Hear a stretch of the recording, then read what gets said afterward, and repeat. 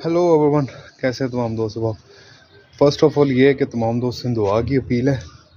पहले अपनी तबीयत ख़राब थी और सेम सिचुएशन मेरे कबूतरों के साथ शुरू हो गई है और बस कुछ गलतियाँ भी हैं, कोताहियाँ भी हैं, क्योंकि मेरी जब तबीयत ख़राब थी तो संभाल नहीं सका सही तरह से, तो मेरे काफ़ी बर्ड्स जो हैं डेड हो गए हैं और कुछ जो हैं ये आपके सामने ये देखें, इनको बाहर जो रखे हैं ये भी डिस्टर्ब है।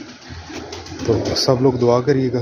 ये मैं फ़ीमेल एक पिपला वाली मेरे पास थी परमोज़, इसको मैं छोड़ने लगा हूँ क्योंकि मेरा सेटअप नहीं है उड़ाने वाला। ये बस अल्लाह खैर करे। ये जनाब मैंने आज़ाद कर दिया, जहाँ जाना चाहती है चलिए, उड़ के